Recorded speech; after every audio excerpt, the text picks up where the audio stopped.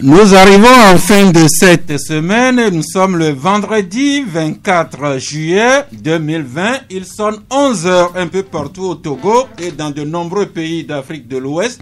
Et vous êtes sans doute très nombreux à nous écouter sur Canal FM ou vous allez nous écouter en rediffusion ce soir à 23 heures. Eh bien, nous vous saluons chaleureusement.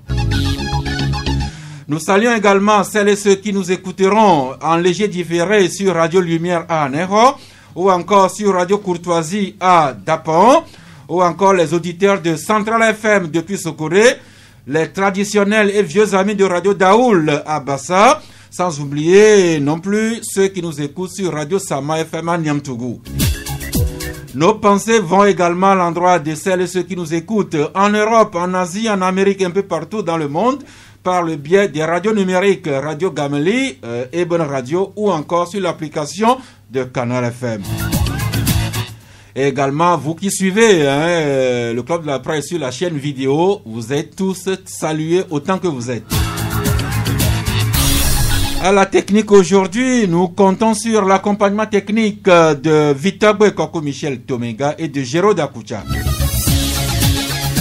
Et nous sommes en fin de semaine, c'est l'occasion pour nous de décliner les sujets majeurs qui ont meublé cette semaine. Et entre autres sujets, nous reviendrons sur le dénouement de cette affaire de sextape. Vous vous rappelez, c'est cette histoire de vidéo quelque peu pornographique que des élèves ont tourné dans nos écoles. Nous allons en profiter également pour faire un aperçu de l'état des droits de l'homme ici chez nous au Togo, en tout cas tel que les journaux l'écrivent sur l'appréciation des organisations de défense des droits de l'homme. Et puis également, nous ferons un tour sur la situation sociopolitique qui prévaut dans notre pays, le Togo, et également les pays voisins et frères de la sous-région.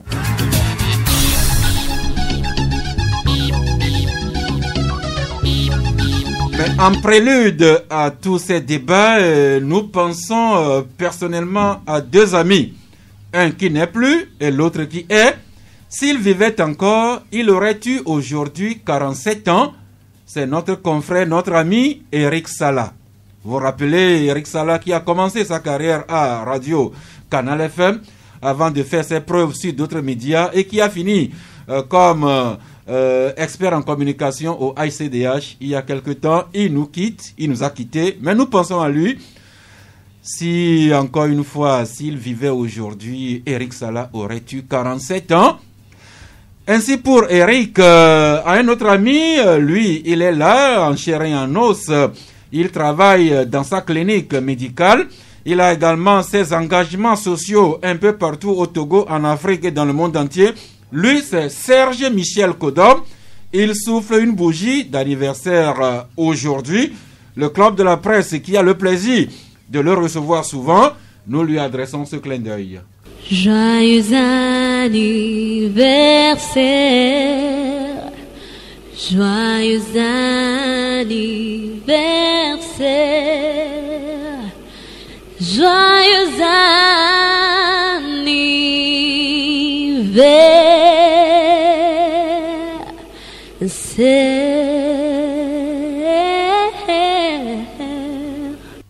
À vous, Serge Michel Kodom, un ami, nous vous souhaitons joyeux anniversaire et nous vous souhaitons beaucoup plus d'énergie à la tête de votre ONG M-Afrique, l'association internationale des médecins, qui n'est plus à présenter. Vous qui faites vos preuves au Togo, en Afrique, un peu partout, vous qui avez le mérite de transporter l'hôpital auprès des populations enclavées, défavorisées. Que le Seigneur vous soutienne à avoir beaucoup de moyens pour soulager la peine de vos compatriotes. Eh bien, nous sommes rejoints par la grande dame ODD. Vous avez deviné, c'est Akouvi Djatoubé Roland Daziaka, la patronne du média numérique Eco Conscience TV. Bonjour. Bonjour Sas. Merci d'être à nos côtés. Merci beaucoup. Je suis très heureuse de vous retrouver ce matin en pleine forme. Comme toujours. Oui, comme toujours. En pleine forme, surtout en toute innocence. En toute innocence, voilà. Et vous connaissez bien Serge Michel Kodom? Oui. Eh bien, c'est son anniversaire aujourd'hui. Cher grand frère, bonjour. Et je vous souhaite un très joyeux anniversaire. La santé, parce que le chantier sur lequel vous êtes engagé auprès de la communauté est vaste. Et il y a beaucoup de défis à relever. Vous faites votre part, vous le faites si bien. Je vous encourage et que cette nouvelle bougie que vous soufflez vous apporte beaucoup de succès dans vos nouvelles perspectives. Eh bien, nos intentions amicales dépassent Serge Michel Kodom et elles portent également sur tous nos amis auditeurs et auditrices, des connus aux anonymes, un peu partout. Vous qui célébrez un heureux événement aujourd'hui, nous vous portons dans votre cœur. Et nous nous encourageons à beaucoup plus nous préoccuper de notre conscience. Parce que c'est la pensée du jour. Et c'est l'acteur de cinéma Charlie Chaplin qui nous laisse cette pensée. Préoccupe-toi plus de ta conscience que de ta réputation. Parce que ta conscience est ce que tu es, alors que ta réputation est ce que les autres pensent de toi. Oui. Autrement dit, l'âme intérieure, le regard intérieur et le regard extérieur. Donc notre conscience, c'est notre regard intérieur. La manière dont nous voyons à l'intérieur de nous, c'est notre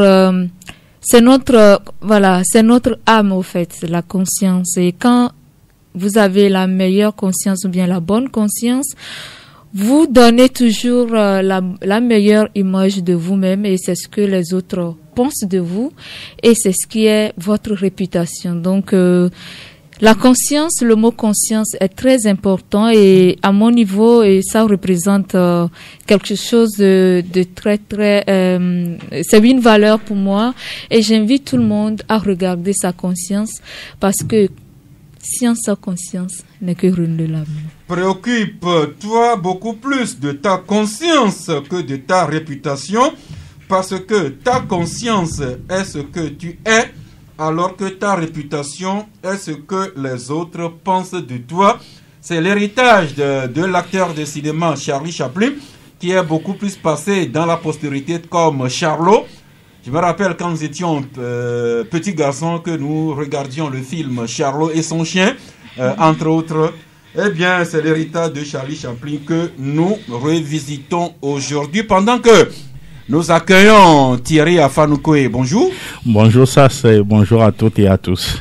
Vous êtes bien habillé aujourd'hui avec votre chemise. C'est grâce aux couturiers togolais. Vous savez qu'ils font beaucoup.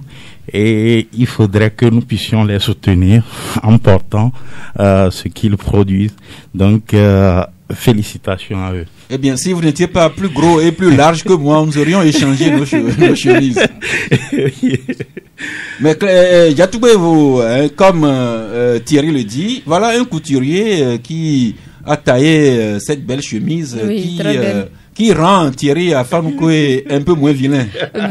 Moi-même, il m'envoie les ondes magnétiques ce matin avec son chapeau ajouté au look. Et c'est l'occasion de tirer chapeau à tous les couturiers Made in Togo qui font les Made in Togo. Et j'encourage toujours à consommer Made in Togo parce que c'est ça notre identité, ça. Alors Thierry Afanoukoé porte une chemise cousue par un couturier togolais, tout comme moi-même Sas Gaou, comme Djatoubé. Eh bien, si nous pouvons être nombreux au Togo, les directeurs de médias d'abord, les chefs d'entreprise, les parlementaires, les ministres, les officiers, pour ne pas voir plus haut, si nous tous, nous pouvons nous laisser habiller par les couturiers, eh bien, c'est la mode, c'est le stylisme togolais que nous promourons. Je n'ai jamais vu notre chef de l'État en mode Made in Togo. Moi, j'ai parlé seulement de J'aurais bien aimé le voir avec son look, son allure très élégant dans un Made in Togo. Il sera vraiment beau, hein? Voilà, et encore une pensée confraternelle. Si je vous dis Claire Edon, Ça vous dira quelque chose. C'est une consoeur journaliste que personnellement je n'ai pas encore vue physiquement, mais que j'aimais écouter sur les antennes de Radio France Internationale. Or, depuis quelque temps, nous ne pouvons plus écouter Claire Hédon sur RFI parce que elle est passée à un autre poste. Elle a été nommée comme défenseur des droits en France. Elle a été auditionnée par les députés français et les sénateurs français qui lui ont donné OK. Eh bien, depuis le 22 juillet, Claire Hédon est la nouvelle défenseur des droits en France et elle succède ici à l'homme politique Jacques Toubon. Thierry Afankoué. Claire Hédon nous donne la preuve que le journaliste togolais, le journaliste a un peu faire beaucoup d'autres choses. Ah oui, tout à fait. Nous avons de multiples exemples. En venant, je vous suivais, vous avez parlé du défunt ou feu, donc Eric Sala. Vous voyez, nous avons la possibilité, ce métier nous ouvre ou nous donne un éventail sur d'autres métiers. Claire Hédon, je crois, c'est santé et elle anime l'émission de santé sur RFI et j'aimais aussi l'écouter. C'est à féliciter. Nous espérons que dans notre pays, des gens qui sont de profession de journalistes occuperont également de hautes fonctions dans notre pays. Au Burkina, à côté ici, on a vu Moussa Bari qui est devenu le ministre Alpha Bari plutôt, qui est devenu le ministre des Affaires étrangères. Tout cela, ça encourage et ça montre à suffisance que ce que nous faisons ou le métier que nous avons choisi, si même dans notre pays ça ne paye pas en tant que tel, c'est un métier noble. Et je veux aussi profiter de l'occasion pour saluer la mémoire de Rick Sala. J'avoue que c'est lui qui m'a ouvert les portes de la rédaction de Radio Métropolis. Donc, en quelque sorte, il a été un parrain pour moi. Merci. Bonne carrière à Claire Hédon comme défenseur des droits en France. Eh bien, Yatoubé, oui. De Claire Hédon en France, si je vous demandais la personne qui a en charge la défense, la promotion des droits ici au Togo, vous la connaissez? Non. Eh bien, c'est votre sœur, Madame Nakpa Polo, qui préside la Commission nationale des droits de l'homme, la CNDH dont nous parlons assez souvent. L'occasion pour nous de rappeler ce que le confrère l'Union pour la Patrie écrivait déjà en date du 7 juillet, à savoir que la Commission nationale des droits de l'homme qui venait de publier son rapport 2019 sur l'état des droits ici au Togo. Et l'Union rappelait à cette occasion que la CNDH avait reçu 107 requêtes introduites par des citoyens, et pendant que la CNDH s'est auto-saisie dans 3 affaires. Dans l'article à la page 3, il y a tous les détails de ces requêtes. Les institutions qui étaient un peu taxées ou bien qui étaient accusées à tort ou à raison d'avoir violé les droits des Togolais. L'article me semble très intéressant, à savoir une classification de ces plaintes-là, région par région, secteur par secteur et institution par institution. Cet article de l'Union pour la Patrie est toujours d'actualité. Je crois que la CNDH elle-même trouvera l'occasion de publier beaucoup plus amplement son rapport sur l'état des droits humains au Togo en 2019. Yatoubé? Oui, d'abord je félicite CNDH pour le travail abattu parce que c'est pas facile dans le. Je suis dans le domaine des droits de l'homme et je sais à peu près le terrain. Et surtout incarné par une femme, c'est encourageant et ce rapport, comme vous venez de le dire, divulgué, et aussi surtout c'est l'occasion d'appeler les parties prenantes à tenir compte des recommandations de ce rapport parce que nous sommes dans un état de droit et les droits humains doivent être défendus et là c'est la dignité de chacun de nous et cette commission à sa place a un rôle important à jouer dans la paix, la stabilité du pays Et les rapports, tout ce qui sort de cette commission, je crois que en tant que citoyen, en tant que société civile, en tant que pouvoir public, nous devons prendre ça au sérieux et travailler là-dessus pour favoriser un climat de paix dans le pays pour le développement du pays. Merci. Ça, félicitations à la commission. Pour la classification géographique, il y avait 76 requêtes qui émanaient de la région maritime, 11 de la région de la Kara, 10 de la région des Savanes, 5 de la région centrale, 3 des plateaux Est et 2 des plateaux Ouest. Et mise en cause aussi bien des institutions de l'administration publique que privée, notamment le ministère de la Sécurité et de la Protection civile. Également, la plupart des allégations qui avaient trait à des mauvais traitements, des atteintes au droit à la vie et à l'intégrité physique.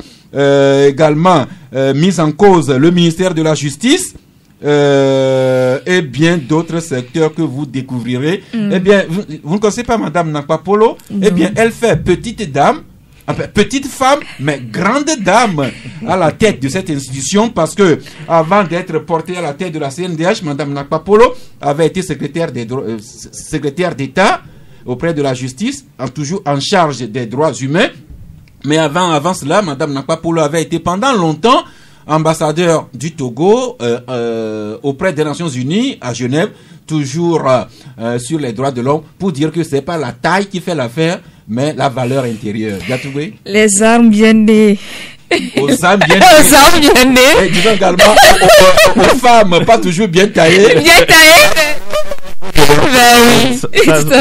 Oui, vous permettez, je crois que vous l'avez si bien dit, cette dame-là fait beaucoup de choses à la tête de cette institution et elle le fait sans grand bruit. Vous avez parlé du rapport de l'année 2019. Moi, je veux revenir sur ce que la CNDH a eu à faire. Je crois que vous avez énuméré comme sujet à aborder ce que les enfants ont fait dans les établissements. Nous allons revenir. Et sur ce volet, la CNDH a beaucoup travaillé et nous connaissons déjà l'aboutissement le dénouement. Nous allons y arriver, mais les droits de l'homme, vous savez, il faut toujours équilibrer, il faut toujours documenter les droits de l'homme tels que la CNDH en parle dans son rapport officiel, dont malheureusement nous constatons que ce rapport n'est pas suffisamment rendu public, divulgué. Il faut divulguer comme on aurait dû. Si Madame Nakpapolo et ses camarades de la commission nous écoutent, nous les exhortons à trouver les moyens pour divulguer davantage leur rapport. Et bien, ce rapport est à équilibrer avec la société civile, et nous savons également que la Ligue togolaise des droits de l'homme est dans la dynamique de ses 30 ans d'anniversaire. Une série d'activités se mène depuis quelques jours. Et dans ce contexte, la LTDH, enfin, c'est Liberté qui écrit 1990-2020, dans un nouveau rapport, la Ligue togolaise des droits de l'homme décrit 30 ans de terreur et de résistance du peuple togolais. Voilà, Thierry Afan, je ne sais pas si vous avez déjà pris connaissance de ce nouveau rapport de la LTDH, mais cette organisation qui revient sur l'état des droits de l'homme dans notre pays sur les 30 dernières années. Voilà une autre organisation ou association qui fait beaucoup en matière de défense des droits de l'homme, et aujourd'hui elle célèbre ses 30 ans d'existence. Vous savez, coronavirus a fait que la fête n'a pas été totalement au rendez-vous, mais ils ont eu à faire un webinaire pour parler de leur parcours. Malheureusement, je n'ai pas suivi ce webinaire-là pour savoir ce qu'ils ont fait depuis la création jusqu'à aujourd'hui. Mais pour être bref, je sais que la LTDH a beaucoup travaillé pour que les droits de l'homme soit respectée dans notre pays. C'est vrai, de temps à autre, elle a toujours eu des problèmes avec le pouvoir public, mais elle a toujours tenu sa position et d'ailleurs, c'est la mission qu'elle s'est assignée et elle le fait si bien. Il faut féliciter tous ces hommes et toutes ces femmes-là qui animent donc la LTDH et portent haut ce combat-là. Aujourd'hui, je crois que ça profite à nous tous. Si nous avons quelques espaces de liberté, c'est aussi grâce à cette lutte-là menée par la LTDH. La LTDH dont nous saluons le président Célestin Akbogan qui a succédé à Maître Raphaël Akpandé Adjaré, lui-même qui avait succédé à Maître Amadou Koumadjo Yakoubou. Nous remontons au tout premier président de la Ligue togolaise des droits de l'homme, Joseph Kokou Kofigo, qui a passé le témoin à Maître Jean Yaovi Degli, qu'il avait passé lui-même à Gandhi Akoué, si je n'oublie pas. Il y a également Maître Devochou, qui a passé 2 mandats à la tête de la Ligue togolaise des droits de l'homme. Nous les saluons tous et comme nous avons parlé de la CNDH, tout en saluant Madame Nakpapolo, il faut quand même reconnaître que elle ne dirige pas seule cette institution. Oui, elle a autour d'elle, je crois, 8 autres commissaires. C'est tout ce groupe-là que nous saluons et nous remontons quand même au tout premier président de la CNDH. Vous vous rappelez Yatoubé? Oui. Maître Yaovi Madji Apollinaire Agboibo, c'était en octobre 1987. Oui. Je me rappelle, j'étais encore en 2e année. Si je suis actuellement à la place de Madame Nakpapolo, je crois qu'elle est en train de prendre le legacy de feu Maître Yaovi Agboibo, l'héritage. Et c'est impressionnant parce que ce sont des figures que j'admire beaucoup et qui m'inspire et dont j'apprends beaucoup. Et Madame est une figure emblématique. Je lui envoie beaucoup de courage. Et surtout, j'aimerais aussi, c'est une doléance, et j'aurai le temps de lire le rapport. Mais j'ai l'impression que quand on parle des droits de l'homme au Togo, on parle que des droits civils et politiques. Nous avons les droits économiques, sociaux et culturels aussi. J'aurais bien aimé que dans les rapports, que cet aspect soit souligné aussi, parce que c'est pas seulement les droits civiques et politiques qui sont violés, mais les droits économiques, sociaux et culturels, les desks. Et parmi ces droits, il y a le droit environnemental. Je peux vous rassurer que tous ces aspects ont été pris en compte dans le rapport. Oui, et c'est pourquoi il est important de divulguer le rapport pour que chaque partie prenante dans différents secteurs, nous pourrons voir comment ça évolue le climat du respect des droits de l'homme au Togo. Merci. Les droits de l'homme également, c'est un sujet d'actualité. Vous savez, les politiques notamment, si vous suivez mes regards dans les rangs de la dynamique Kodjuro, on vous donnera une autre lecture des droits de l'homme au Togo. Et également une affaire qui pollue notre environnement national, c'est les suites de la mort du colonel Madjoulba. C'était dans la nuit du 3 au 4 mai que le colonel a été violemment, a trouvé une mort violente. Ouais. Depuis, nous n'en sommes qu'au stade des supputations, des allégations. Et aujourd'hui, 2 journaux reviennent là-dessus. Le Canard indépendant qui écrit « Assassinat du colonel Bitala Madjoulba, grand bruit et énigme autour d'un dossier sensible ». Pendant que Liberté lui titre « Calixte Madjoulba assassine et humilie pour la 2e fois son frère Toussaint Madjoulba ». Une affaire, comme je le dis Thierry, une affaire qui continue à polluer l'atmosphère nationale. Mais jusqu'à quand le dénouement? Oui, je crois que on aura le dénouement si jamais les balles envoyées donc en France pour l'enquête balistique, les résultats nous sont renvoyés. Et vous avez parlé tantôt de divulgation de rapports. J'ose croire que ce qui va sortir des résultats de ces balles-là, de l'enquête sur ces balles-là, sera sera communiqué et les uns et les autres seront situés parce qu'aujourd'hui, les Togolais attendent de connaître le commanditaire et l'assassin de ce valeureux fils du pays qui a trouvé tragiquement la mort dans la nuit du 3 au 4. Oui, et cela a d'ailleurs sapé l'investiture de Faure Gnassingbé, puisque l'investiture c'était le 3 et beaucoup l'ont vu ce colonel-là le 3 à cette cérémonie et dans la nuit malheureusement il a trouvé la mort. Et puis tout ce qui s'ensuit avec les accidents dans le rang des FAT, ça fait que beaucoup se posent des questions concernant son frère qui est l'ambassadeur du Togo en France et d'autres pays également, la Grèce et autres. On peut le comprendre parce que vu sa position et par rapport à ce qui s'est fait, parce que quoi qu'on dise, Madulba a été assassiné. A été assassiné. Toussaint Madulba a été assassiné, donc c'est compliqué et difficile pour son frère de se prononcer sur la question et on serait à sa place et ça nous serait aussi. C'est vrai difficile. Que l'ambassadeur Kalis Madulba est vraiment dans une situation bizarre.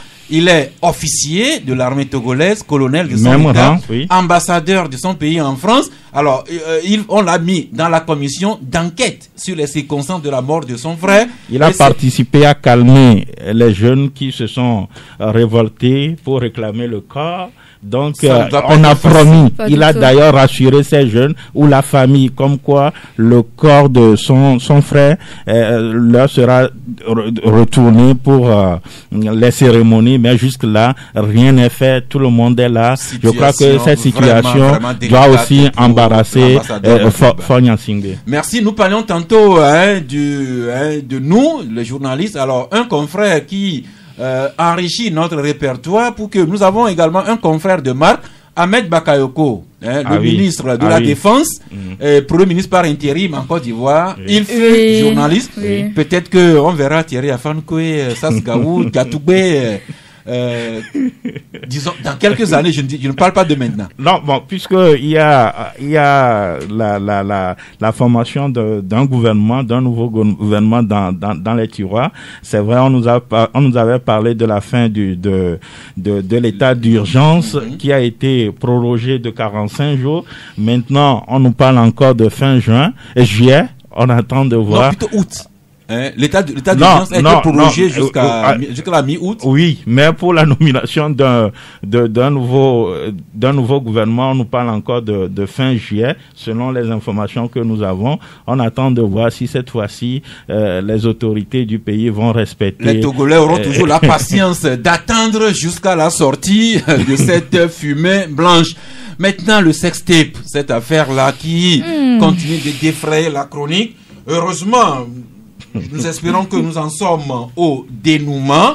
Revue de presse avec le Canard indépendant qui nous rappelle ce mot de l'actualité, sextape. C'est à la fois français et anglais. Sextape, on lira ça, Canard indépendant, à la page 7.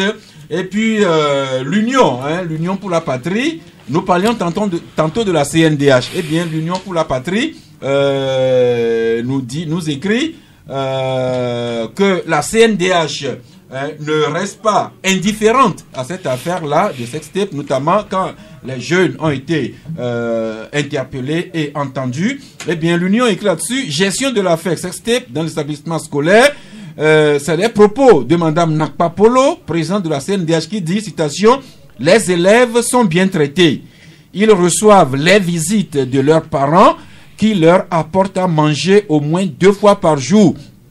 Ces élèves-là, bénéficient également des soins de santé pour ceux qui en ont besoin. » C'est dire que Madame Nakpa Polo, la présidente de la CNDH, qui reste d'abord une femme et une mère, Thierry Afankoué, eh bien la dame Nakpa Polo est allée rendre visite à ces élèves-là lorsqu'ils étaient en détention en détention. Et voilà son témoignage que nous rapporte l'Union pour la Patrie. Oui, tout à fait. Parce que vous savez que quand les enfants étaient arrêtés jeudi dernier, pas celui d'hier, ça fait plus d'une semaine, dans la soirée, les parents se plaignaient comme quoi on ne leur autorisait pas à rendre visite à leurs enfants. Donc la CNDH s'est mêlée et du coup les choses ont été beaucoup plus faciles pour les parents. Finalement, ces enfants-là ont été présentés au procureur et hier l'affaire a été tranchée et du coup à la justice et les enfants ont été condamnés pour certains à 12 mois, 8 mois pour d'autres, et d'autres ont été tout simplement innocentés, je ne sais pas si c'est ce qu'il faut dire, et plutôt relâchés. Bon, ça dit qu'ils n'ont pas été reconnus comme coupables de tout ce qui a été fait, et les enfants ont regagné leurs parents. Je crois que ce passage-là devrait leur servir pour ne pas rééditer une telle scène, parce que ils ne sont pas envoyés à l'école pour devenir des réalisateurs de vidéos pornographiques. Ils sont envoyés pour étudier, pour devenir la relève de demain et non de devenir des bandits, des délinquants. Je félicite tous ceux qui se sont mobilisés jusqu'à ce que finalement on connaît le dénouement de cette affaire-là. Merci. Au total, 26 élèves ont été interpellés, 6 filles et 20 garçons qui se sont retrouvés impliqués dans cette affaire-là. Le jugement a eu lieu hier. 7 élèves ont été condamnés à 18 mois de prison avec sursis. 15 ont été condamnés à 12 mois de prison avec sursis et 4 autres reconnus non coupables et libérés. Mais cette affaire-là va faire vraiment son chemin jusqu'à s'inviter à la table de la conférence des évêques du Togo. Ah oui. Les sommités de l'église catholique du Togo qui s'étaient réunis du 21 au 22 juillet dernier et qui ont trouvé le temps pour aborder ce sujet-là. Et dans le communiqué qui est rendu public depuis hier, nous apprenons que les évêques du Togo disent déplorer cet acte par des élèves pornographes, et les évêques demandent aux parents de prendre au sérieux les menaces qui pèsent sur nos familles, sur les enfants.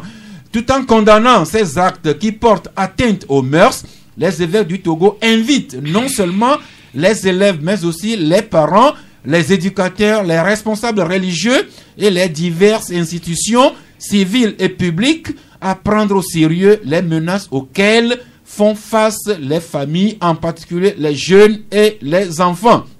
Les évêques demandent de mettre un accent particulier sur l'éducation, la préservation des valeurs humaines et culturelles chrétiennes. C'est les évêques qui parlent. Vous comprenez que chrétien est toujours là. Et pour terminer, les évêques demandent au pouvoir public de mettre notre pays à l'abri de l'homosexualité, de ces contre-valeurs qui circulent. Il n'y a pas longtemps, le Gabon a adopté une loi autorisant l'homosexualité. Eh bien, les évêques nous appellent à rester vigilants. C'est pas tout ce qui vient d'ailleurs que le Togo doit importer. Yatoubé Roland. Ce sujet, depuis que ça a commencé, j'ai décidé de ne pas me prononcer là-dessus. Et j'ai suivi tout ce qui s'est passé sur les réseaux sociaux. Et beaucoup, d'abord j'incrimine tous ceux qui ont partagé les vidéos de ces enfants. Parce que, ici nous sommes en train de parler de questions de morale, des valeurs, comme les évêques l'ont souligné dans leur papier. Nous sommes dans une société aujourd'hui qui appelle à la vigilance avec la technologie que nous avons. Entre-temps, j'avais eu un projet avec le ministère de la Communication sur l'utilisation responsable des réseaux sociaux. Ces actes-là, oui, aujourd'hui, ça devient pire. Je viens le 21 juillet. L'autre fois, j'ai participé à une réunion au niveau des Nations Unies sur les questions du genre et des jeunes filles. Direct ici depuis Lomé, et c'est une consultation en ligne qui parle de la plateforme de Beijing sur les questions du genre au niveau mondial. Et beaucoup de pays, c'est pas seulement le Togo. J'ai eu à partager le panel avec le ministre du genre de Sierra Leone, qui a mentionné aussi des cas comme ça qui se passent dans leur pays. Ce qui veut dire la société aujourd'hui devient une société qui fait peur avec tout ce qui se passe, avec nos valeurs. Chaque pays a ses valeurs. Chaque pays a son identité. Parce que c'est une problématique qui m'énerve, parce que nos parents doivent prendre aussi leurs responsabilités. Ça, si c'est que mes parents n'ont pas fait leur devoir, je ne pense pas qu'en tant que jeune femme ou bien jeune fille, je serai là où je suis aujourd'hui et vous parler devant ce micro. Ça veut dire que les parents, tout passe par la famille d'abord. Nos parents, vous avez vos enfants, c'est une responsabilité. Quel avenir vous préparez pour vos enfants? Regardez ces enfants-là qui sont au niveau de la discipline correctionnelle, au niveau de la gendarmerie. Ça fait pas honneur à la famille, ça fait pas honneur à leurs parents. Ça veut dire qu'il y a un problème fondamental de l'éducation qui se pose dans nos pays.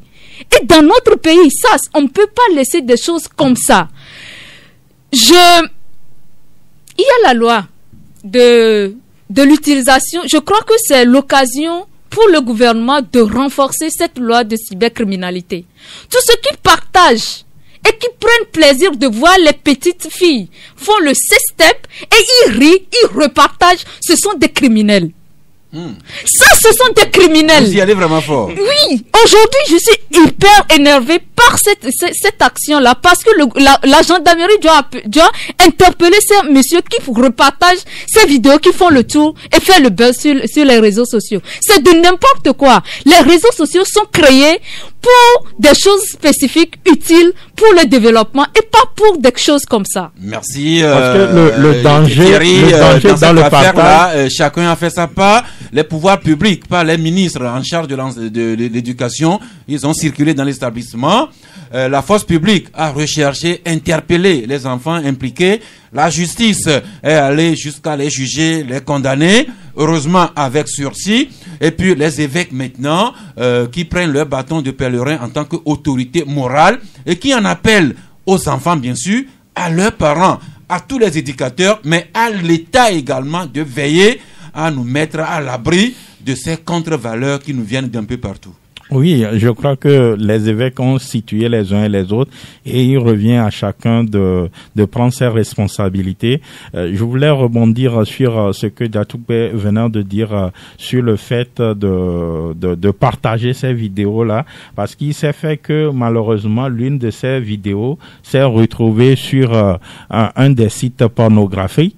Il a fallu que des gens s'y mettent pour qu'on puisse saisir et Facebook attend pour qu'on puisse déprogrammer, retirer cette vidéo-là. Donc, vous voyez, si cette vidéo-là était maintenue, les filles qui se retrouvent dans cette vidéo-là à vie, elles seront marquées. Donc c'est très important.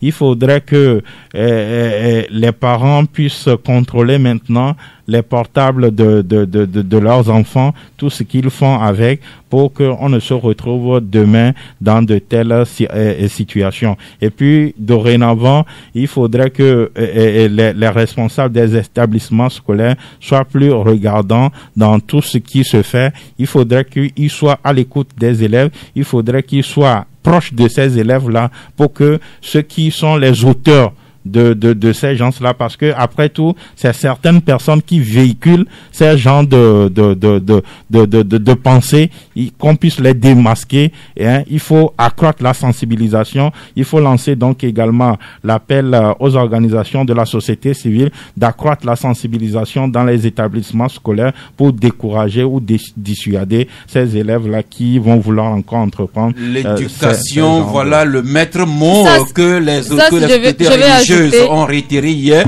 Il faut espérer que les évêques ne s'en tiennent pas à leur communiqué, mais qu'ils fassent vraiment un plaidoyer avec l'ensemble de leurs chefs religieux, de toute confession religieuse, chrétienne, musulmane, traditionnelle, afin que nos parlementaires togolais ne nous servent pas ce que les Gabonais ont fait entre-temps, des lois autorisant l'homosexualité. Ces contre-valeurs, encore une fois, qui nous viennent d'ailleurs, c'est pas tout ce qui vient de l'Occident que nous devrons prendre et consommer en Afrique. Oui, Roland? Et chaque pays a son identité.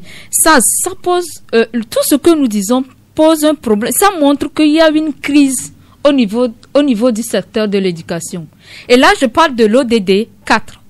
Éducation. Je sais que vous allez en venir aux études. Oui, ce sont des valeurs là-bas et c'est l'image d'un pays, ça. C'est l'image d'un pays. Quand on entend des choses comme ça sur les tribunes des Nations Unies, pour les pays, c'est pas normal, c'est pas digne. Ça, il faut sensibiliser les jeunes là, et leur dire que les pays développés, et aussi il y a les médias, il y a nos télévisions aussi qui contribuent à ça. Nos programmes sur nos télévisions, vous savez, il y a déjà sur les Canal+, quand vous prenez même les dessins animés, il y a des valeurs pornographiques qui passent, des contre-valeurs pornographiques, il y a même des programmes d'homosexualité déjà, et vous savez que dessins animés, c'est pour programmer la psychologie de l'enfant. On ne peut pas permettre des choses comme ça. En Europe, dans leur pays, dans les autres pays, tout est contrôlé. Contrôlons ce qui doit arriver dans nos pays. Et l'institution en charge de contrôle de ça dans d'autres pays, vous la connaissez? C'est la HAC avec notre cher confrère et ami, le président le journal La Fraternité du confrère Joël Ega a interpellé la HAC sur la question.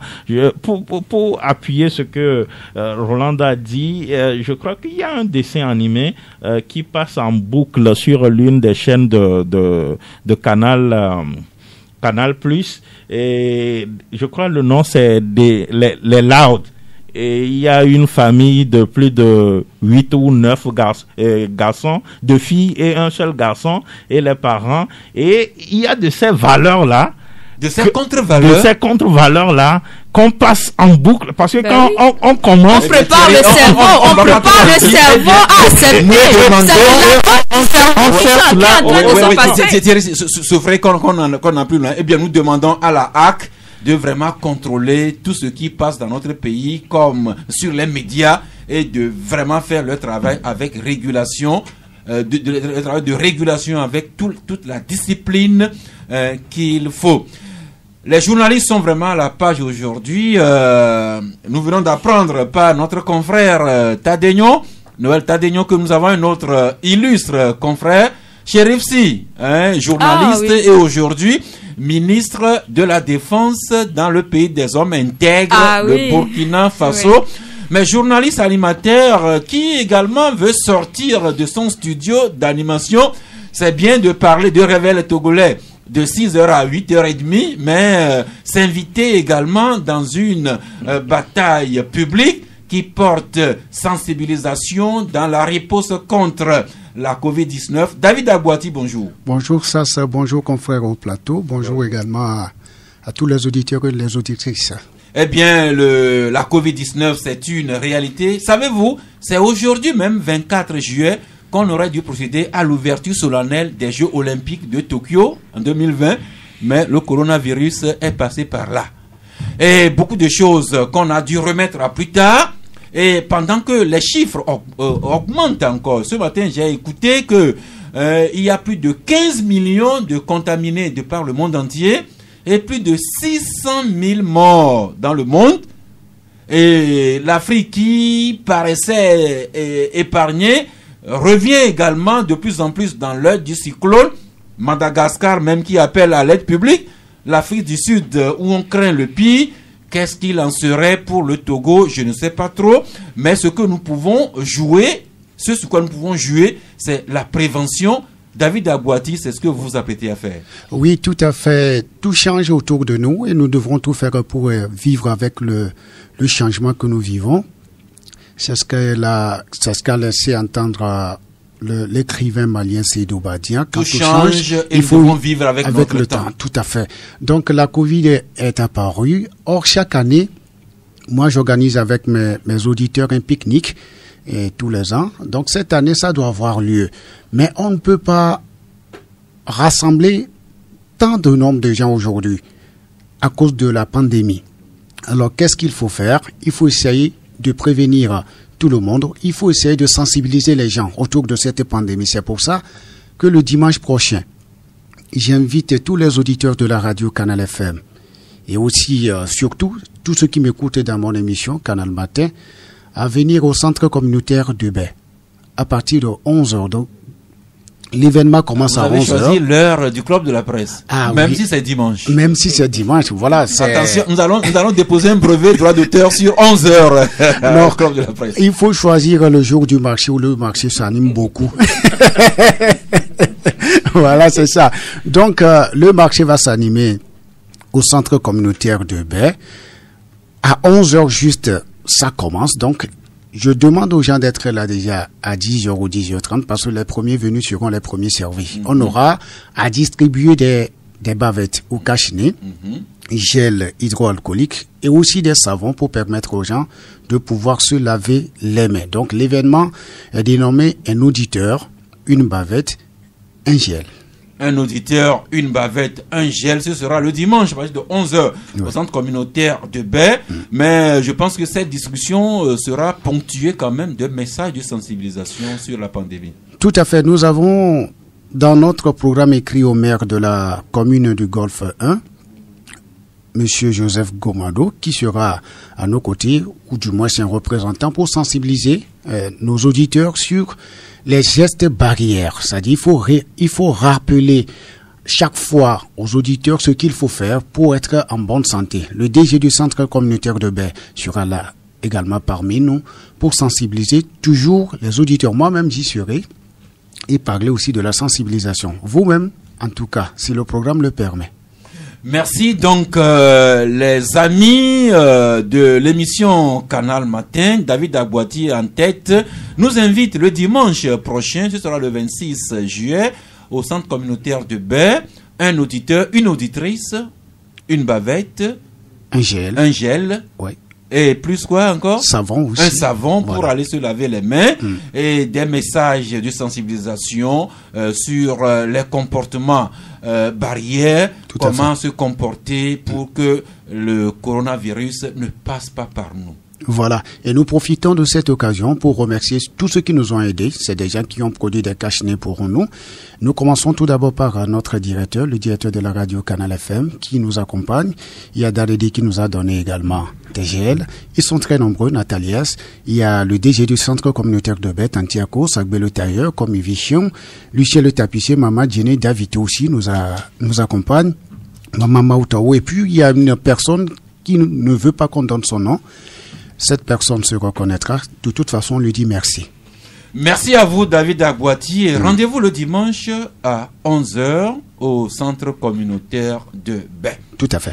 Revenons ici pour terminer l'émission et la semaine avec un petit tour sur la situation sociopolitique au Togo et dans quelques pays de la sous-région. Thierry Afankoué, cette semaine a vu la fin de mission chez nous du représentant de la CEDEAO, Monsieur Garba Lompo, et comme de tradition diplomatique, à la fin de son mandat, il est allé prendre congé des autorités togolaises. Il était chez le Premier ministre et il a fait des déclarations sur notre pays, le Togo. Vous les avez écoutées sur les médias. Oui, tout à fait.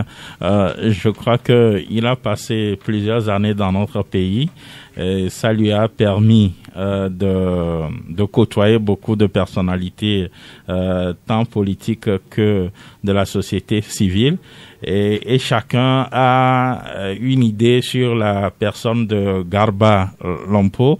Je je ne vais pas trop aller dans le fond, mais tout ce qu'il est parti dire la dernière fois au Premier ministre, en tout cas au sorti de l'audience, c'est que ça n'a été que des fleurs qu'il a jetées aux autorités togolaises, alors que je me dis que notre démocratie est en construction. J'aurais souhaité le voir énumérer également là où ça ne va pas et inviter les autorités à faire davantage pour la consolidation de la démocratie dans notre pays. Merci. Donc l'Union pour la patrie qui titre au sein de la CEDEAO et sur l'ensemble des protocoles et mécanismes ou instruments, selon Garba Lompo, le Togo est le pays le plus stable.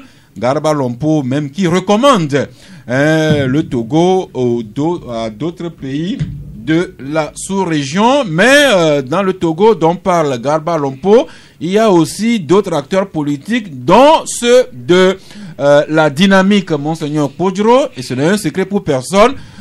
Cette dynamique et son porte-flambeau Agboyome continue à répéter, à réclamer leur victoire ou leur supposée victoire du scrutin présidentiel du 22 février dernier.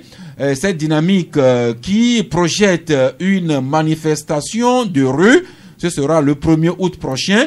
C'est le Canard indépendant qui nous en parle pour une libération nationale du Togo. La dynamique, Monseigneur Podjro annonce une grande manifestation de rue à Lomé le 1er août prochain.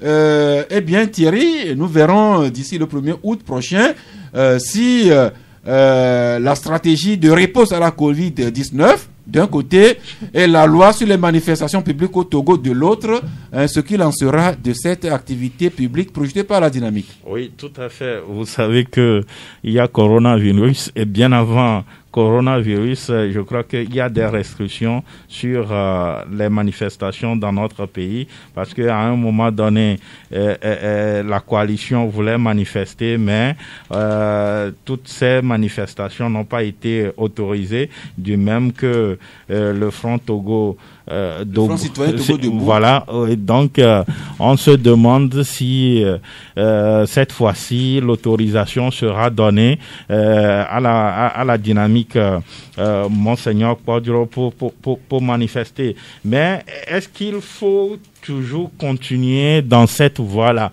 Parce que on a essayé les manifestations jusqu'aujourd'hui, ça ne donne pas grand-chose. Je ne dis pas qu'il ne faut pas manifester, mais il faut exploiter également d'autres pistes pour que notre pays soit véritablement réconcilié avec lui-même. Donc, depuis un certain temps, il y a des voix qui s'élèvent dans la CPP qui appellent au grand pardon. Au grand pardon et à l'exploration de nouvelles pistes pour l'alternance dans notre pays. Je crois que les acteurs politiques doivent se retrouver dans une grande union et se parler et se dire les vérités et repartir sur de nouvelles bases. Vous savez, il y a un acteur politique qui l'a dit cette semaine que Faure Gnassingbé, il est là. Maintenant qu'il est là, il faut savoir composer avec lui et préparer peut-être l'alternance que beaucoup souhaitent. Mais il faut toujours aller dans faire les choses comme on a l'habitude de le faire, de par le passé, je m'interroge. Parce que nous avons, ou du moins les gens ont beaucoup essayé, ça n'a toujours pas apporté. Donc il faut écouter ceux qui proposent maintenant autre chose, l'essayer aussi, voir pour voir si ça va porter ses fruits ou pas. Nous passons juste l'annonce. Le 1er août, c'est exactement ce sera dans 9 jours. Et nous verrons si la dynamique Podjro fera sa manifestation de rue, surtout si on verra à la tête de cette colonne le premier concerné. Le problème avec la dynamique, c'est que, à mon sens, ou bien à mon avis, la dynamique n'a pas de militants. J'assume ce que je dis. Laissons tout ce qui se passe sur les réseaux sociaux, ceux qui manifestent ou soutiennent la dynamique sur les réseaux sociaux, c'est des gens qui ont soif de tout simplement de l'alternance.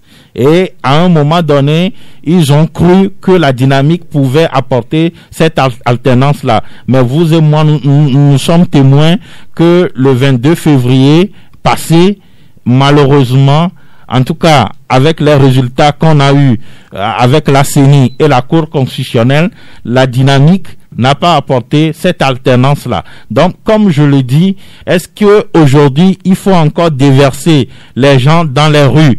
Et on sait comment ça se passe, on sait comment ça commence et comment ça finit. Et actuellement, même où nous parlons, les gens qu'on a arrêtés dans la maison du président Agbeyome, ils sont toujours détenus.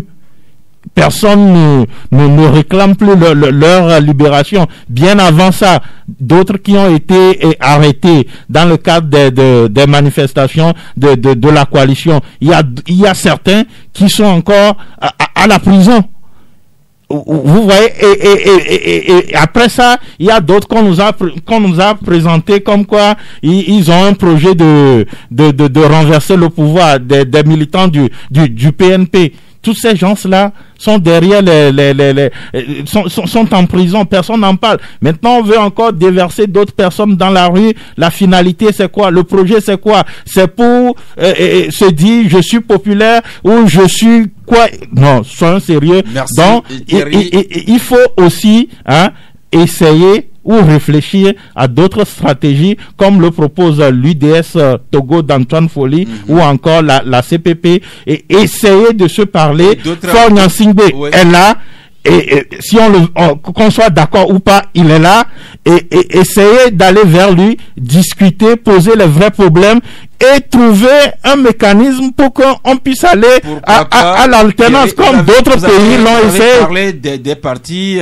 il y a d'autres également comme le MPDD même de Agbeyome Kodjo qui dans son dernier communiqué semblait plutôt pour le dialogue, appeler à un dialogue politique. Il y a le CAR également qui dit que les suites de l'élection présidentielle du 22 février doivent être réglées autour d'une table politique, la CEDEAO, plutôt la CDPA aussi. Eh bien, nous verrons si la dynamique Podjo marchera le 1er août prochain, le message qu'il professera et la suite qui sera réservée à tout ça. Rapidement, du Togo en Afrique, c'est l'éditorial de Liberté qui est titré « Chef d'État africain, le pouvoir, tout le pouvoir ».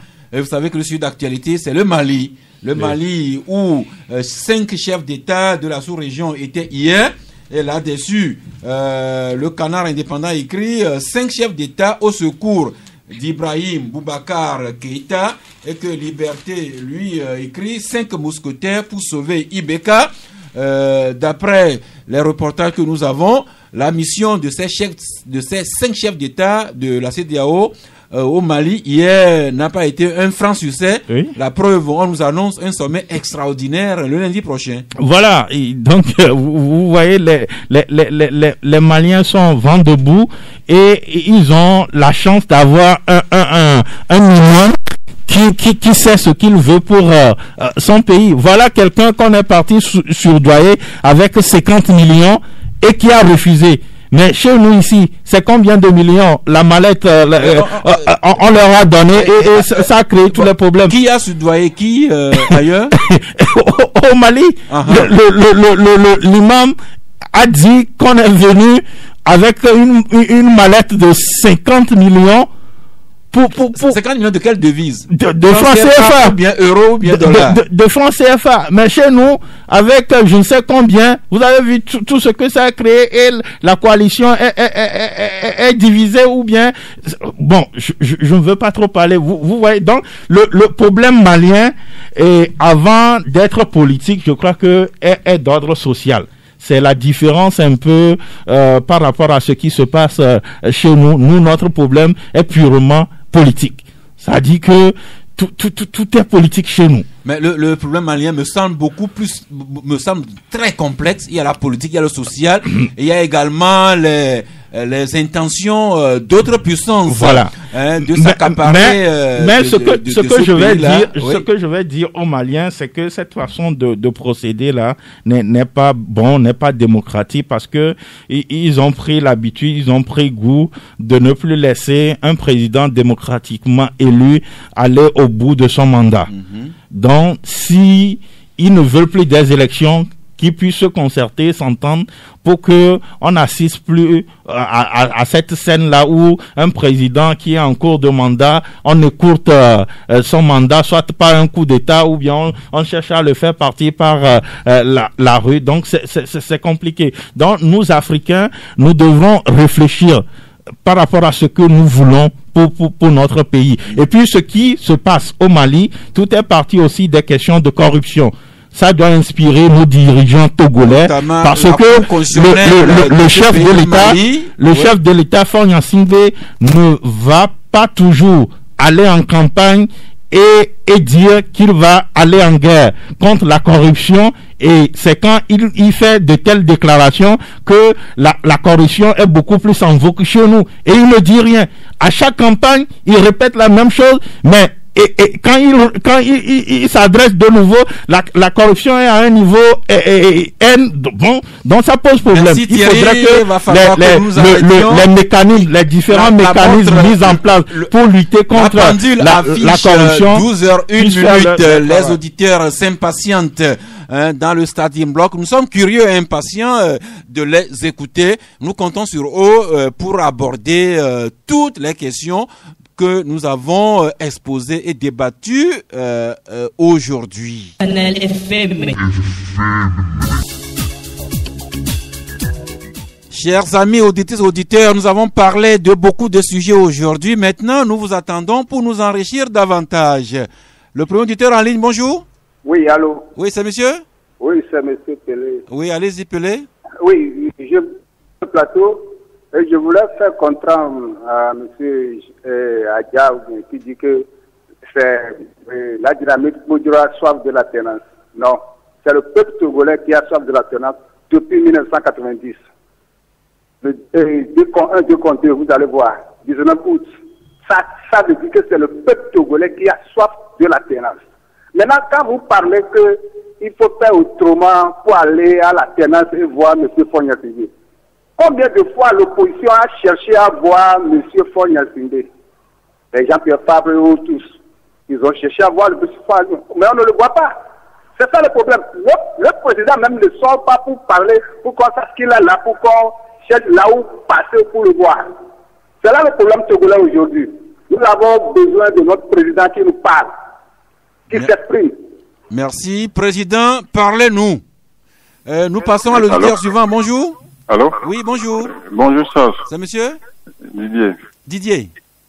Okay. Vous savez ce qui me conforte depuis hier quand vous avez lancé les deux débats sur la Côte d'Ivoire et puis le Togo. Non, dites-nous. Je suis conforté dans ma position, un peu chagriné.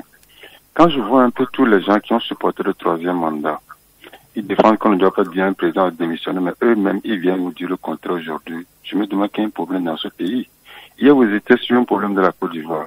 On a écouté des gens qui ont tellement défendu le troisième, le quatrième mandat ici, mais ils nous disent aujourd'hui qu'on ne doit pas demander, à la fin, on ne doit pas faire un troisième mandat. On a vu les gens aussi qui me disent qu'on ne doit pas dire un président en cours de mandat de démissionner. Mais au moment où on nous dit que le peuple malien, c'est un autre peuple, il n'est pas comme nous. Mais il y a un problème.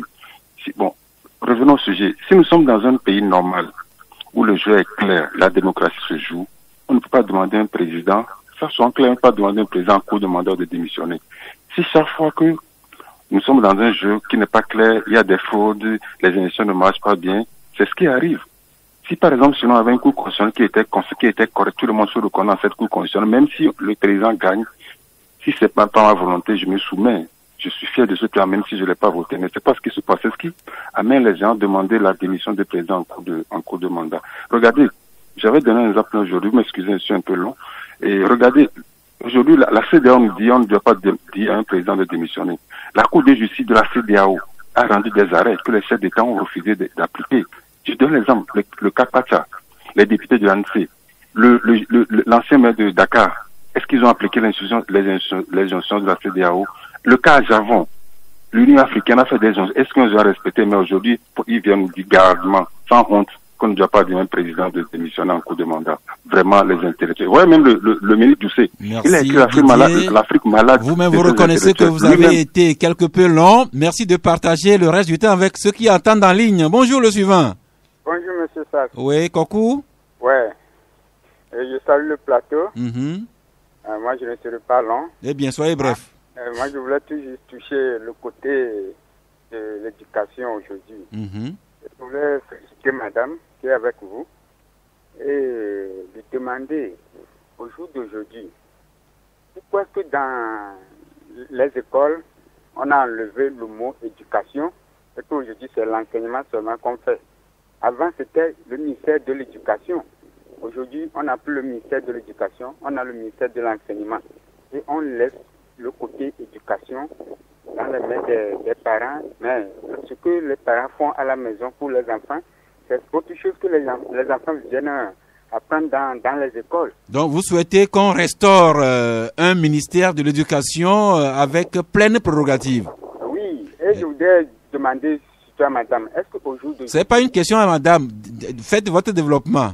Est-ce que nous ne normalisons pas aujourd'hui ces choses inacceptables avec la Bible aussi, parce que ce qui se passe aujourd'hui, vous allez entendre des hommes de Dieu dire que ce qui se passe, la Bible a prévu ça et qu'on va avoir plus pire que ça. Est-ce qu'on ne normalise pas avec les textes bibliques aussi les choses inacceptables? Merci, merci Kokou. Votre interpellation va au-delà de Roland. Et tout le monde saura ce qu'il faudra faire. Oui, bonjour, le suivant en ligne. Oui, c'est monsieur Alain. Alain? Oui. Eh bien, nous vous écoutons. J'aimerais intervenir sur le diplomate le représentant de la CEDEAO. Monsieur Garba Lompo. Oui. Mais dans un pays où on tue des gens en désordre, les gens sont au bureau, on tire sur eux. Certains sont en train de laver les voitures. On tire sur eux. Et finalement, ce représentant nous dit que le Togo est un pays exemplaire. J'aimerais demander s'il dit ça avec conscience. Eh bien, nous allons vous donner l'adresse de M. Garba Lompo et vous irez le poser la question directement. Merci beaucoup, l'ami auditeur. Nous rapportons juste que le diplomate en fin de mission a déclaré. Le suivant, bonjour. Bonjour. Oui. Oui, ça va passer au dîner depuis Amitié. Oui, nous vous écoutons. Notre représentant de la CEDEAO qui venait de parler là, il n'a pas bien s'exprimer. Enfin, le rapport de c'est pas ce qu'il a donné, c'est pas bon. Puisque le droit à marcher dans les rues, c'est absolument notre droit. Pourquoi on jette les gens dans les prisons pour leurs droits? Donc, nos dirigeants doivent aussi penser à ça et laisser les gens s'exprimer. Il ne faut pas essayer de les étouffer. Merci. Je vous en prie, Papa Sodjine. Bonjour à tous les amis d'Amoutiévé. Le suivant déjà, bonjour. Alors, bonjour, Saf. Oui. C'est Zoulkenine à l'appareil. Oui, Zoulkenine. Bon, en principe, il faut connaître les hommes avant de savoir quoi faire avec eux. En ce qui concerne le cas des présidents qui se sont rendus au Mali, pour Ouattara, foncièrement, nous savons que c'est type mauvais. Nana Akufo-Addo, lui, je dirais qu'il n'est pas clair, quoi. Pour ce qui concerne le Nigérian Jouari, oui. Disons tout simplement que lui, je le vois venir. Parce qu'il est en train de monter les escaliers. Et pour les autres, je leur dis, on vous regarde. Macky Sall est le président du Niger. Les autres, on les regarde. Ok. Mais en ce qui concerne Garba Lompo, il a dit ce qu'il pouvait dire à la hauteur de la commission qu'il a prise. Parce que après tout, lorsqu'on leur donne des cadeaux en fin de mandat, on nous donne des statues, des effigies, des emblèmes. En dessous, c'est ce qui correspond à la valeur de la déclaration qu'il a faite. Donc, Garba Lompo peut vous intenter un procès. Hein? Je m'appelle Zoulkenine à intenter. Merci. Je vous en prie, Zoulkenine. Merci. Déjà, le suivant en ligne, bonjour. Ah, merci, bonjour, Saf Gaou. Oui, bonjour à vous. Moi, c'est Paul Coco. Paul Kokou. Oui, c'est avec plaisir que je vous écoute. Hein. Je vous en prie. J'ai un sujet qui me préoccupe. C'est par rapport à la route de Djablé. Oui. La route qui quitte le pont pour aller, l'unique voie là pour finir à Djablé et avec ces marchés là-bas. Oui. Il n'y a pas d'électricité sur cette voie. Or, c'est l'unique voie qui relie Djablé à Lomé. Et chaque soir, c'est des accidents qui se passent. Donc, j'interpelle les autorités. Notamment la ministre en charge des infrastructures. Voilà. Et surtout, on va voir si sur le plan, il est prévu l'électrification de la route. Voilà. Parce qu'on a fait cette route il n'y a pas longtemps et ce n'est que des accidents. Lorsque vous venez en voiture dans le sens contraire et l'autre véhicule met ses phares dans vos visages, vous devez ramasser toutes les motos, tous les usagers qui sont devant vous. Donc je lance cet appel à ce qu'ils trouvent une solution. Merci Sas. Mais d'ici là, prudence quand même sur cette voie. Le suivant déjà, bonjour. Bonjour. Oui. Abonné. Allez-y. Moi, ce qui m'intéresse, c'est le sextape.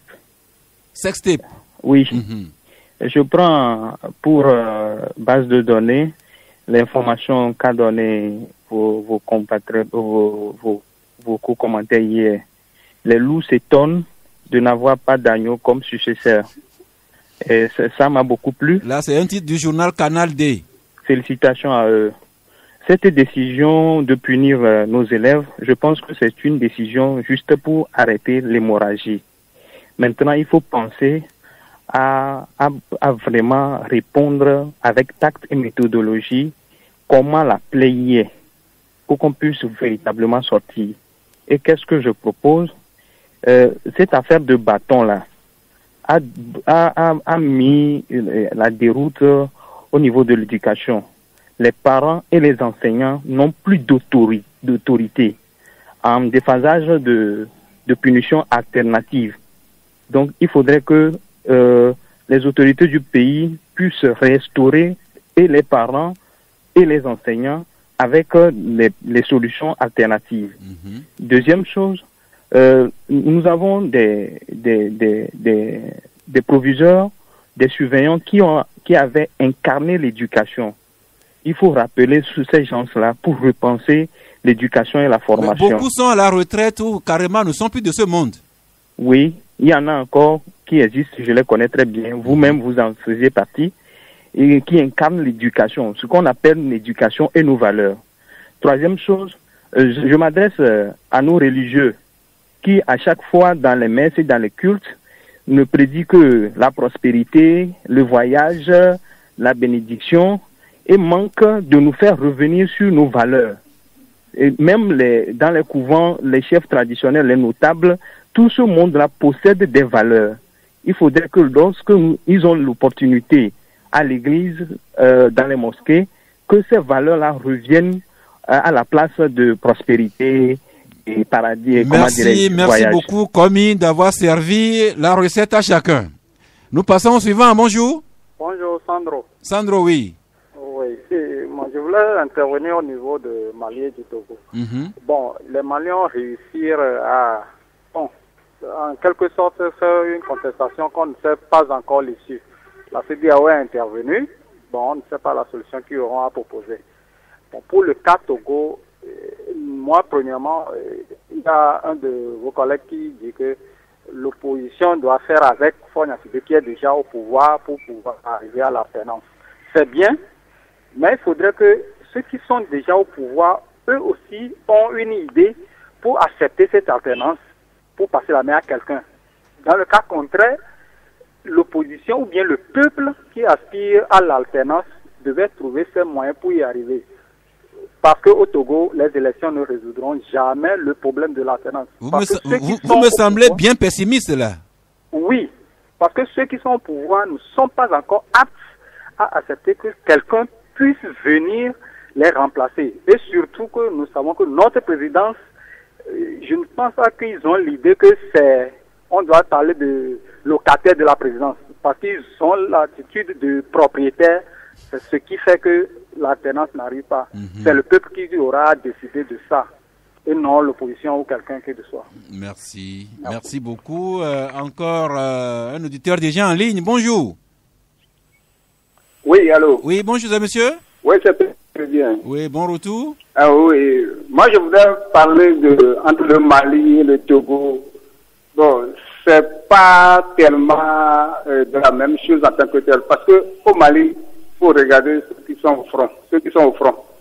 Parce que quand on parle des partis politiques, c'est ça qui a le problème et que le pouvoir rentre dedans. Mais les sociétés civiles, il faut voir en 90 pour aller à la conférence nationale, ou bien en 91. Vous voyez que quand c'est le phare, quand on ne parle pas de partis politiques là, je pense que ça fait l'affaire. Mais ça, il n'y a pas la volonté. Merci Pelé. Nous avons déjà bien entendu. Nous passons à celui qui s'impatiente en ligne. Et c'est le dernier aujourd'hui. Bonjour. Oui, bonjour, c'est Marcel. Marcel, oui. Oui, moi je voulais parler, surtout du problème du Mali. Parce que moi j'ai constaté qu'en Afrique, on entend trop des problèmes avec passion et je ne sais quoi.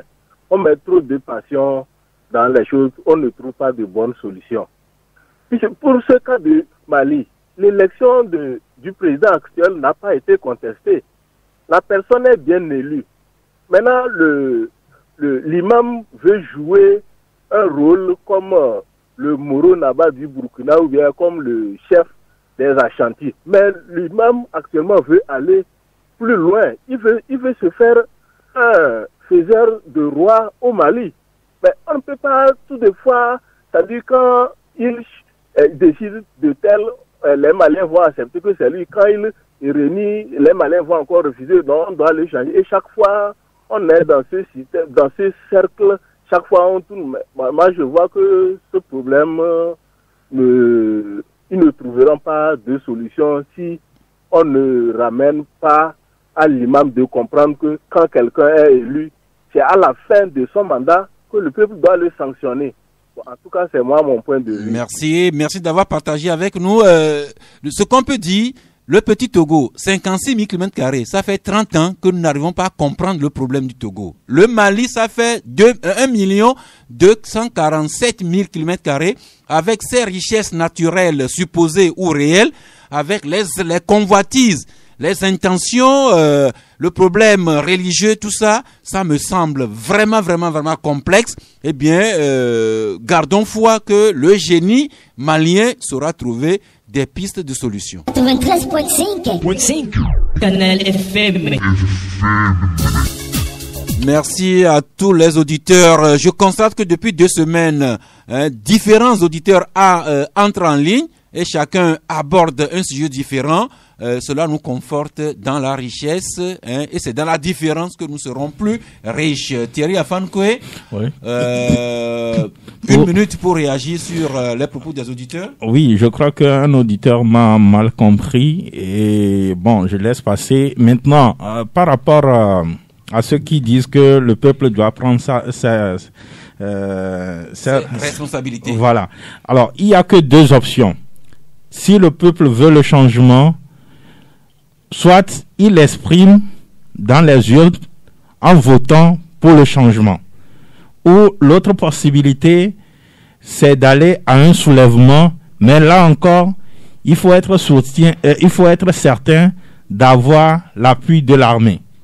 Si vous ne l'avez pas, vous pouvez être, je ne sais pas, combien de personnes dans les rues. Si vous n'avez pas le soutien de l'armée, vous ne pouvez jamais renverser le pouvoir existant. Ça, c'est fondamental. C'est pour cela, nous disons, ceux qui pensent que si l'opposition cherche à parler au chef de l'État ou au régime, il n'arrive pas ou quoi, il se trompe. Il faut oublier les choses qu'on nous raconte. Vous pensez que si un Fab veut rencontrer un Fogna Singbe aujourd'hui, il ne va pas le rencontrer? Oui, mais Thierry, on sait que Fabre s'est plaint qu'il a adressé des lettres au président auxquelles il attend toujours des réponses. S'il s'est plaint, est-ce que il a procédé par la bonne manière? Il y a tout ça, il y a tout ce débat-là aussi. Il y a tout ce débat-là parce que quand vous envoyez un courrier au chef de l'État, le temps pour ce dernier de vous répondre, le courrier se retrouve à la place publique. Attention, le chef de l'État, il a ses conseillers. Parce que à l'époque, tout ce qui se faisait, chacun jouait sur sa popularité. Supposé ou réel. Voilà. Donc, il y a tout ça là. Mais je sais une chose, si un FAB, si, comment on appelle, les autres leaders veulent rencontrer le chef de l'État ou le chef de l'État veut les rencontrer, ils ont différents canaux pour se voir, pour se parler. Et aller, malheureusement, le problème que nous avons chez nous, quand ces messieurs-là se rencontrent, ils ne posent pas le vrai problème, le vrai débat. C'est ça qui fait que on ne trouve pas la formule pour aller à cette alternance-là. Merci, c'est votre point de vue, Yatoubé Aziaka. Les auditeurs ont abordé, pour ce qui concerne le sextape, est revenu, l'éducation, les valeurs. Oui, et j'ai aimé l'intervention d'un auditeur qui a mentionné la question du bâton, puisque ça, c'est comme s'il lisait dans ma tête. Ça, je crois qu'on doit réinstaurer le bâton dans les écoles. Là, c'est une jeune dame qui parle. Ah ben oui, ça, on a été bastonné correctement.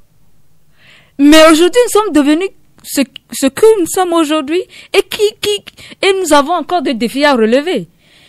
Vous savez, nous avons notre société. Ce qui doit marcher pour la société, c'est ça on doit préserver. Le blanc, le petit blanc, quand à l'absence du bâton, il y a autre chose qui le fait réfléchir. Mais le petit noir, c'est le bâton. Mais en la matière, je ne prends pas parti, mais il y a des documentaires que j'ai suivis sur l'éducation à l'école au Japon, en Corée et dans diverses contrées du monde, bien sûr l'Europe et l'Afrique. Et il va falloir que nous soyons bien inspirés pour choisir la solution la plus idoine. Nos enfants que nous aimons bien, mais que nous devons former à être qui notre relève bien, châtie bien. Et vous continuez avec votre carton de fin d'émission, de fin de semaine. Tout à fait. Mon carton, c'est un carton jaune. Non, pas jaune. Ça, c'est pas tout à fait vert. Parce qu'il y a quelque chose, bon. Ok. Maintenant, mais je l'adresse aux exploitants de bois. Encore. Au Togo. Ils ont fait une activité louable le 23 à Zafi, dans le village de Zafi, j'y étais. Un lancement de reboisement accompagné par le ministère de l'Environnement. Et je profite de l'occasion pour des félicitations au ministère qui accompagne les exploitants du Togo, de bois au Togo. Et bon, ça s'arrête là. C'est le côté vert. C'est le côté vert. Ce qui vient teinter un peu le vert, c'est quoi? Les exploitants de bois doivent redoubler d'efforts et faire beaucoup d'efforts pour préserver notre flore. Et ça, on va revenir après. On y reviendra sûrement. Thierry Avankoué? Pas de carton, juste revenir sur un article que nous avons publié dans la semaine qui disait Togo, quand des policiers dénoncent deux poids, deux mesures des autorités. Je crois que l'article est parti du fait que dans la semaine dernière, il y a deux personnalités de l'OTR qui ont été élevées au rang de colonel et du coup les policiers qui se plaignaient comme quoi ils sont délaissés. Alors, c'est vrai que en 2014, Fogna Singbe a porté un projet de refondation de l'armée qui a touché également la police. Moins d'un an après, en 2015, le 14 juillet, il y a eu le vote du statut particulier de la police et depuis là, on attendait le décret d'application. C'est vrai qu'aujourd'hui, on n'a pas encore ce décret d'application, mais ce que nous avons appris après avoir publié cet article-là, c'est que les avantages liés à ce statut-là, les policiers en bénéficient depuis fort longtemps. Alors, s'il en est ainsi, pourquoi le chef de l'État ne prend pas le décret d'application de la loi et puis le débat sera clos? Là, je n'en sais pas trop, mais ce qui est, c'est que il y a tout un travail qui est fait là-dessus et les policiers aussi sont appelés à être exemplaires dans l'exercice de leurs fonctions. C'est ça le carton, chacun trouvera la couleur. Et quant à nous, encore une fois, ce que Charlot ou les aînés, Charlie Chaplin nous apprend, Préoccupe-toi plus de ta conscience que de ta réputation. Parce que ta conscience est ce que tu es, alors que ta réputation est ce que les autres pensent de toi. Bon week-end. En attendant de nous retrouver le lundi prochain à 11h, si Dieu le veut et Dieu le voudra bien. C'est pourquoi, encore une fois, célébrons la vie.